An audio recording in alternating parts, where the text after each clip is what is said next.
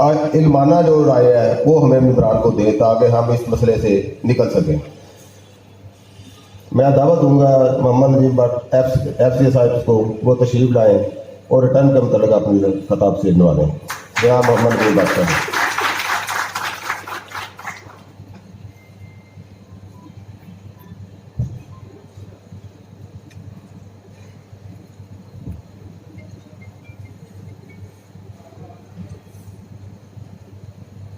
बिस्मिल्लाहिर्रहमानिर्रहीम। सबसे पहले जी मैं आपके ऑफिस बेरर्स का और आप लोगों का शुक्रगुजार हूँ कि आप लोगों ने एक दफ़ा फिर मुझे दावत दी है। पीछे हमने जो सेमिनार आपके साथ 2 किए थे, एक एमनेस्टी पे किया था और एक इनकम टैक्स रिटर्न पे किया था। वो आपके गुजरांवाला टैक्स पार्क के अंदर हुआ था। अच्छा, अब टाइम माशाल्लाह इतनी तेज़ी से गया है कि पता ही नहीं चला किधर टाइम चला गया। बहरहाल एक सेंटेंस कह के मैं सीधा लेक्चर की तरफ आऊँगा। ये मैंने पहली महफिल देखी है या सेमिनार देखा है जिसमें मेहमान से पूछे बगैर ही आपने सब कुछ पहले ही मनवा लिया है। तो आपकी मोहब्बत का अंदाज़ा मैं तो लगा रहा हूँ। उनको तो बोलने का मौका तक नहीं दिया अभी तक आप लोगों ने। अच्छा चले, आपकी मोहब्बत है जरा। तो मतलब लोग तो टैक्स ऑफिसर से डरते हैं, आप उनको डरा रहे हैं और उनको कह रहे हैं कि आपको जाने भी नहीं देना आप। मैं मजाक कर रहा हूँ, दिल से कह रहे हैं, दिल से सर, दिल से। ये तो मोहब्बत है ना, इतनी मोहब्बत में ही कह सकते हैं, वैसे तो नहीं आप कह सकते। अच्छा चले, ये तो सब बातें होती रहेगी। मैंने ना जी इसके मुझे जो इंफॉर्मेशन आई है कि 4 मेन चीजें मैंने आपके साथ शेयर कर। सबसे पहले तो ऑब्वियसली इनकम टैक्स रिटर्न आएगी। उसके बाद मैं कुछ आपके साथ वेल्थ स्टेटमेंट पे कुछ चीज़ें शेयर करूंगा और उसके बाद थोड़ा सा ओवरव्यू ऑडिट पॉलिसी 2019 की जो टैक्स ईयर 2018 पे एप्लीकेबल है और अल्टीमेटली ओवरव्यू में आपको जो कंस्ट्रक्शन स्कीम है थोड़ा सा टच उधर से भी देंगे। इसको क्विकली क्लोज करके तो एंड पे हम क्वेश्चन आंसर सेशन फिर आप पे अगर तो जो क्लियर हो जाएगा ठीक है, जो रह जाएगा उसको क्वेश्चन आंसर सेशन में हम क्लियर कर लेंगे। उसके बाद ऑडिटर तो हम पहले हैं क्योंकि चार्टर्ड फर्म हमारी पहले है और अकाउंटिंग और ऑडिट तो हम पहले करते हैं। फिर टैक्स का शौक चढ़ गया, वो चढ़ा अब ऐसे है कि अभी तक उतरता ही नहीं है। अब मैं तो रजाई को छोड़ता हूँ, रजाई मुझे नहीं छोड़ रही। तो अब नॉलेज मैं ये समझता हूँ कुछ किसी भी फील्ड का, चाहे वो लीगल हो, फर्टर्निटी हो, चाहे वो सिविल हो, चाहे वो कस्टम्स हो, चाहे वो सेल टैक्स हो, इनकम टैक्स हो, प्रोविंशियल लॉज हो, ये एक नॉलेज किसी भी फील्ड का वो एक समंदर की तरह होता है। आप इसमें से जितना पानी निकालेंगे उससे ज्यादा अंदर आ जाएगा। सो नॉलेज माँ के पेट से लेके कब्र तक बंदा अगर एक ही सब्जेक्ट पढ़ता रहे तो उसको भी वो पूरा नहीं कर सकता। मैंने शायद उतना पढ़ने से नहीं सीखा जितना पढ़ाने और शेयरिंग करने से सीखा। हमारे माशाल्लाह जी लाहौर टैक्स बार के 5000 तकरीबन मेंबर्स हैं, ज्यादा उनमें ओबियसली तादाद आपके मुखला हजरात की है वो मिनिमम टैक्स रिजीम में है। तो फर्ज करते हैं कि एक अंदर इम्पोर्टर है, उसका पूरा माल उस साल में नहीं बिका, तो जो सेल हुई है उसका वो प्रॉफिट लॉस बनाएगा। लेकिन जो टैक्स डिडक्शन है वो क्या आगे कैरी फॉरवर्ड हो जाएगी या उसका क्या डिफरेंट? वो तो देखिए कैरी फॉरवर्ड तो 113 में इसके अंदर कैरी फॉरवर्ड नहीं है। आपका मुझे ना पहले ही उन्होंने एक सवाल कर लिया है, आपके वो मेंबर है, उन्होंने देखिए इशू ये आ रहा है, उन्होंने सवाल ये किया कि मैंने एक जून में चीज इंपोर्ट की, टैक्स भी पेड हो गया, लेकिन उसकी सेल जुलाई में हुई है। अब क्या होगा? मैं फिर सोचता रहा कि इसका कोई सोल्यूशन होना चाहिए। देखिए बात यह है, आपने अकाउंटिंग में तो कोई फर्क नहीं पड़ना कि जो परचेज होनी वही क्लोजिंग स्टॉक में चला जाएगा, वो तो आपका सही हो गया, आपने उसी का ही आपको क्रेडिट भी मिलेगा। आपने जब टैक्सेबल इनकम निकालनी है ना, आप ऐसे करें क्योंकि आपको पता है कि आगे वो सेल कितने का हुआ है, उसका प्रॉफिट अभी निकाल के ना मैचिंग पर्पस के लिए अपनी टैक्सेबल इनकम में ऐड कर लीजिएगा या लेस कर लीजिए, क्योंकि लॉस हुआ होगा तो आप लेस कर देंगे और अगर प्रॉफिट हुआ है, फर्ज करें आपको उस सेल पे जो आखिरी कंसाइनमेंट है उसमें 1 लाख रुपए का प्रॉफिट हो गया, उस प्रॉफिट को आप ले आए इधर अपनी टैक्सेबल इनकम में जो आपने कैलकुलेट की है उसमें एडजस्ट करें और कंपेयर करें उसके साथ जो मिनिमम टैक्स है। इन दोनों में से जो हायर होगा, ये मैं टैक्स पर्पज के लिए सिर्फ कह रहा हूँ, टैक्स पर्पज के लिए। इसकी एक और एग्जांपल भी मैं आपको दे देता हूँ आपकी आसानी के लिए। मसलन मुझे विरासत में एक चीज आई, मेरे पास प्लॉट एक आ गया या गिफ्ट हो गया, मुझे मिला, फर्ज करें 2 साल पहले, मैंने कहा जनाब मुझे अच्छी प्राइस मिल रही है, 2 करोड़ पे सेल हो रहा है, बेचो यार इसको। मैंने आज इसको 2 करोड़ का बेच दिया। जब मैंने बेचा तो जिस वक्त मुझे 2 साल पहले ये प्लॉट मिला था, उस वक्त इसकी फेयर मार्केट वैल्यू थी, मुझे वैसे मुफ्ती मिला था, आपको पता है विरासत में तो चीजें मुफ्ती आती हैं। मुझे अगर मैं खरीदता तो मुझे मिलना था उस वक्त फर्ज करें 50 लाख रुपए का, मैं अज्यूम कर रहा था। वो 50 लाख मैं उठा के इस 2 करोड़ में से माइनस करूंगा इनकम टैक्स पर्पस के लिए, बाकी 15 मिलियन के ऊपर मैं देखूंगा कि मुझे टैक्स पे करना है कि नहीं करना। इसी तरह एग्जैक्टली आपको इंपोर्ट में भी यही एडजस्टमेंट करनी पड़ेगी, ताकि क्योंकि देखें अगर मैं ऐसे नहीं करता, हमने ये सोचा ऐसे करते इंपोर्ट को आगे कर दे, कैसे कर दे, वो जीडी आउट हो जाएगी, सेल टैक्स रिटर्न से मेरा डाटा आउट हो जाएगा। अच्छा मैं सेल रिपोर्ट करता हूं तो सेल मैंने की कोई नहीं, वो सेल टैक्स रिटर्न से डाटा आउट हो जाएगा। अच्छा मैं क्रेडिट ज्यादा मांगूंगा, वो कहेगा सेल की नहीं, क्रेडिट कैसे ले लिया। तो तीनों जिसे क्या कहते हैं, चारों शाने चित, चारों कॉर्नर्स को पूरा करना है। मैंने अकाउंटिंग साइड भी पूरी कर दी, वेल्थ स्टेटमेंट साइड भी पूरी कर दी, जीडी को भी आउट नहीं किया, सेल टैक्स रिटर्न को भी आउट नहीं किया, और जितनी एडजस्टमेंट मैंने लॉ के मुताबिक करनी थी वो करके मैंने उनको ड्यू टैक्स दे दिया। असल प्रॉब्लम यह है कि जब नेक्स्ट ईयर में आप सेल डालेंगे सेल्स टैक्स में, तो नहीं क्या होगा नेक्स्ट ईयर अच्छा। जो बाकी मटीरियल बच गया था उसकी आप सेल्स डालेंगे मंथ बाय मंथ जी, सेल्स टैक्स रिटर्न में डालेंगे, ठीक है उसके अगले साल फिर आपने इनकम बना के देनी है। जी जी, लेकिन टैक्स तो आपका पहले फारो हो। सर सुन लेना, देखिए मेरी बात, मैंने किया क्या, जो 1 लाख मुझे बाद में मिला है उस देखें, अब ये तो नहीं ना हो सकता कि मैंने जो इंपोर्ट की है उसकी मैंने सेल तो ऊपर डाली नहीं है, तो मिनिमम टैक्स मैच कैसे होगा फिर आपस में, उसकी तो सेल आई नहीं, फिर कल को दोबारा फिर टैक्स देंगे आप, ऐसे नहीं होता। आपने फिर अगले साल जाके ये करना है, जब कंपटीशन बनानी है सेल में तो वो आएगा, लेकिन जितना प्रॉफिट मैं पहले डाल चुका हूं वो टैक्सेबल इनकम में से मैं एडजस्ट कर दूंगा, मैं माइनस कर दूंगा। जी क्या कह रहे हैं, नेक्स्ट ईयर उसका प्रॉफिट डिक्लेयर नहीं मैं ऑफर टैक्स, देखिए अकाउंटिंग में तो वो आ जाएगा, टैक्स में मैं उसकी एडजस्टमेंट दे दूंगा। देखिए एक चीज बताऊं, मुझे पूरा टैक्स पे करना है जो मेरा ऑब्लिगेशन अंडर द ऑर्डिनेंस बनता है।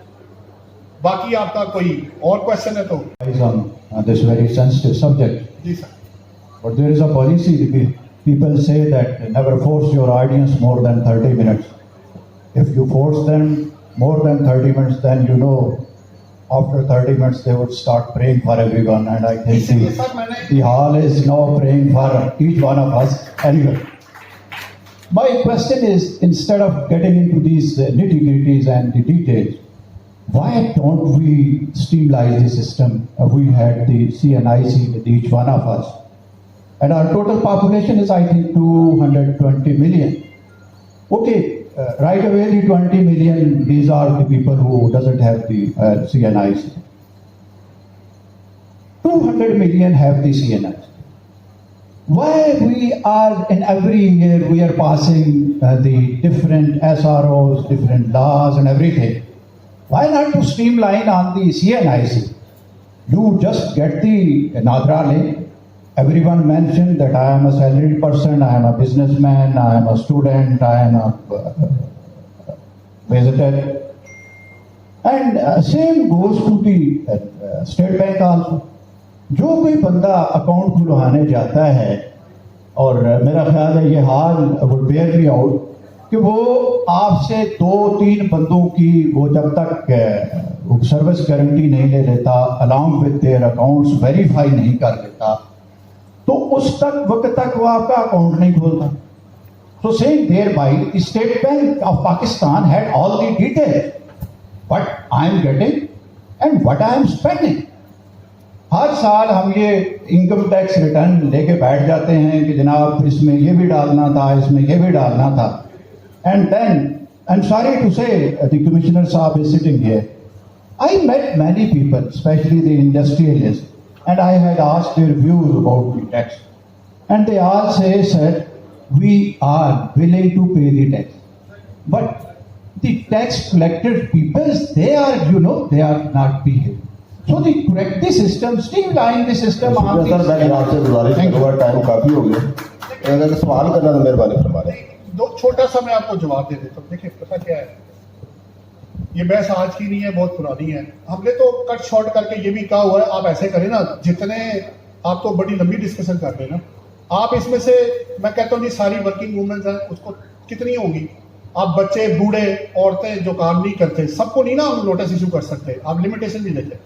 बात आपकी ठीक है, CNIC पे जो बंदा आ रहा है, हर बंदे को नोटिस देने का फायदा कोई नहीं है। जो आपकी ऑब्वियसली इसके अंदर आता है, उसके तरीके बहुत सारे अब कर रहे हैं ना वो यूज।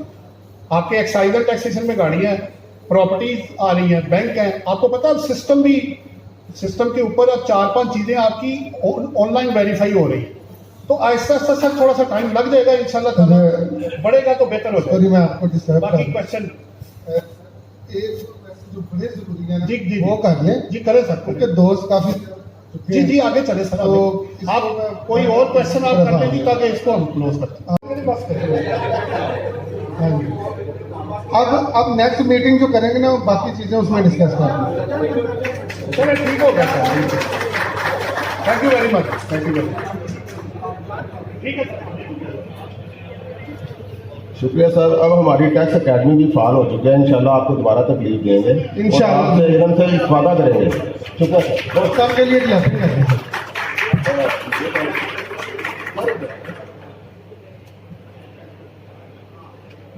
नदीम भट्ट साहब के हम 2 तरह से शुक्रगुजार हैं। एक तो उन्होंने इतना खूबसूरत फुल लेक्चर दिया, और दूसरे नंबर पे वो 11:15 बजे हाल में मौजूद थे जनाब। बहुत शुक्रिया जनाब, आपका बहुत शुक्रिया। मैं समझता हूँ कि दरिया को कुएं में बंद किया, ये बहुत बड़ी बात है। ये मस्ट बी अप्रिशिएटेड। उसके बाद जनाब मैं ये कहना चाहता हूँ, मैं यहाँ पे बड़े मुअज़्ज़ज़ लोग बैठे हैं, मैं किसका नाम लूँ किसका ना लूँ, टाइम बहुत शॉर्ट है। बट हैविंग सेड दिस, यहाँ पे चौधरी सिद्दीक साहब हैं, मियाँ अब्दुल गफ्फार साहब हैं, बैरिस्टर अफजाल हाशमी साहब हैं, मोहसिन रफ़ीक साहब न्यूली इलेक्टेड प्रेसिडेंट हैं, और आबिद अवान साहब फार्मर प्रेसिडेंट हैं, आबिद हफीज़ साहब बैठे हैं, तो साकिब शेख साहब बैठे हुए हैं, एहसानुल्लाह शमीम साहब बैठे हुए हैं। मैं किस किस का नाम लूँ? अगर मैं किसी का नाम नहीं ले सकता तो मुझे काइंडली माफ़ कर दीजिएगा। बट आप लोगों का यहाँ इकट्ठे होना और इकट्ठे मिल के ये सारी पॉजिटिव एक्टिविटी करना, ये आप लोगों की मस्बत सोच की अक्कासी करता है। आपने जिस तरीके से इन इलेक्शंस को पॉजिटिव तरीके से सॉर्ट आउट किया, जिसमें मियाँ अब्दुल गफ्फार साहब, चौधरी सिद्दीक साहब, अफजाल हाशमी साहब का कंट्रीब्यूशन है, मैं इसको बहुत ज़्यादा अप्रिसिएशन से देखता हूँ। अब इसमें कुछ 2 चीज़ें हैं जो मैं सदर GTBA इन्होंने मुझसे फरमाया कि जी जो गेट है टैक्स बार का वहाँ पे एंट्रेंस का, उसकी खोलने की इजाज़त दी जाए। मैं ये कहना चाहता हूँ कि ये असल में बंद हुआ था सिक्योरिटी रीजंस की वजह से, और अभी तक सिक्योरिटी के हालात उतने अच्छे नहीं हैं कि हम उसको खोलें। और सबसे बड़ी बात ये है कि जब से ये कोरोना का मसला शुरू हुआ है, कंट्रोल्स और ज़्यादा सख्त हो गए हैं, दरवाजे हमने बंद करके रखे हुए हैं, किसी को बगैर मास्क के नहीं आने देते। इसमें हम सबकी बेहतरी है, हमारी सेहत का मसला है, तो इसमें थोड़ा सा सब्र करें। जैसे हालात बेहतर होते हैं तो एंट्रेंस गेट को खोल दिया जाएगा। एक कॉमन गेट है, मेरे ख्याल में आसान है। मैं भी कोशिश कर रहा हूँ कि मेन गेट के सामने पार्किंग बनवा दूँ। उससे आसानी ये होगी कि आप वहाँ आराम से गाड़ी पार्क करेंगे और आपकी बड़ी आसानी से एंट्रेंस आपकी बिल्डिंग में आसानी से आ सकेंगे।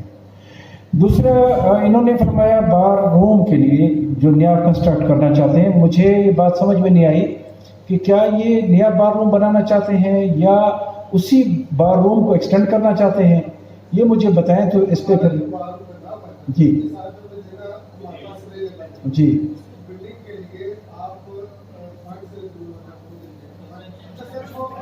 इसमें देखें, इसमें आप अपनी प्रपोजल मुझे दें। मैं यहाँ पे अनाउंसमेंट तो नहीं कर सकता, मैं कोई पॉलिटिशियन तो हूँ नहीं। मुझे आप प्रपोजल दें, I will send it to the FBR for approval, और इंशाल्लाह वहाँ पे मैनेजमेंट इस वक्त बहुत प्रोएक्टिव है, बहुत डायनेमिक और पॉजिटिव है। तो मैं उम्मीद करता हूँ कि आप मुझे अपना केस बना के दीजिए, मैं इसको अप्रूव करवा दूँगा और इंशाल्लाह ठीक है। मियाँ अब्दुल गफ्फार साहब ने तो बड़े शदीद किस्म के तहफ़्फ़ुज़ात और बड़े हैवी किस्म के डिमांड्स रखे हैं। अब क्या किया जाए, थर्ड शेड्यूल की इन्फोर्समेंट, आपको पता है कि आरटीओ गुजरांवाला से मेजर केसेस ट्रांसफर हुए हैं एलटीओ में, और आरटीओ गुजरांवाला के ऊपर अब रेवेन्यू को भी कलेक्ट करना है, ब्रॉडनिंग ऑफ टैक्स बेस भी करनी है, इन्फोर्समेंट ऑफ लॉ भी करना है, सेल्स टैक्स के जो अनरजिस्टर्ड लोग हैं उनको भी टैक्स नेट में लाना है। अब आप मुझे बताइए कि अगर हम इन्फोर्समेंट ना करें तो हम क्या करें। मुझे तो आज वैसे एक बात देख के खुशी हुई कि नदीम भट्ट साहब ने जिस तरह गुफ्तगू का आगाज़ किया और जिस तरीके से टेम्पो कंटिन्यू रखा, तो मुझे ऐसे लगा जैसे वो टैक्स के बड़े साथी हैं, टैक्स के बड़े वफादार हैं। तो उन्होंने आपको सही माने डराया, उनको बताया कि कहाँ कहाँ पे आपने कंप्लेंट्स करनी है। अब कंप्लेंट्स के बगैर कुछ नहीं हो सकता, और हमारे यहाँ लोग बगैर इन्फोर्समेंट के कंप्लेंट्स करने के आदी नहीं हैं। मैं बुनियादी तौर पे फील करता हूँ कि वॉलंटरी कंप्लेंट्स होना चाहिए, लोग ऑटोमेटिकली लॉ को समझें और कंप्लेंट्स करें, उसमें टैक्स कलेक्टर के ऊपर भी बर्डन नहीं आता और जो टैक्स पेयर हैं वो भी, उनकी ज़िंदगी भी आसान रहती है। इसी हवाले से थर्ड शेड्यूल की इन्फोर्समेंट के लिए हमने फील्ड ऑपरेशन शुरू किए, लेकिन मैंने इसके लिए बड़ा थारो स्टडी किया। मैंने सोचा कि अगर मैं इसको फुल गियर में चलाऊंगा तो यहाँ पे कारोबार बंद हो जाएंगे, लोगों का कारोबार बंद होगा, उनकी रोज़ी बंद हो जाएगी, लोग परेशान होंगे। तो मैंने ये सोचा कि इसमें थर्ड शेड्यूल के अंदर 21 सेक्टर्स थे। मैंने अपनी टीम को कहा कि आप हर सेक्टर की सिर्फ 2 गाड़ियाँ पकड़ें, ताकि उनको उनकी आंखें खुलें, थोड़ा उनको झंझोड़ें, ताकि जो अनरजिस्टर्ड हैं वो रजिस्टर हो जाएं, और जो अनरजिस्टर्ड है रजिस्टर्ड हैं और वो वायलेशन कर रहे हैं, अपनी प्राइस नहीं प्रिंट कर रहे हैं, तो वो उसको प्रिंट करना शुरू करें। और इसी हवाले से शुरू में जब हमारी मीटिंग गुजरांवाला चैम्बर्स के साथ हुई, यहाँ पे पाकिस्तान टैक्स एडवाइज़र एसोसिएशन के साथ हुई, या मेरी गुजरांवाला टैक्स बार के साथ हुई, तो उनको हमने यही कहा कि ये सिर्फ हमने लोगों को झंझोड़ने के लिए, थोड़ी अवेयरनेस क्रिएट करने के लिए ये काम शुरू किया है। बुनियादी ऑब्जेक्टिव कारोबार बंद करना नहीं है, बल्कि कारोबार को हम चाहते चले, साथ में वॉलंटरी कंप्लायंस करें। Association that as a of the Gujranwala Tax Bar Association, I will perform my functions and duties honestly and to the best of my ability, faithfully, in accordance with the memorandum and article of the association, that I will preserve, protect and defend the members' interest according to the law. May Allah Almighty help and guide me. Ameen.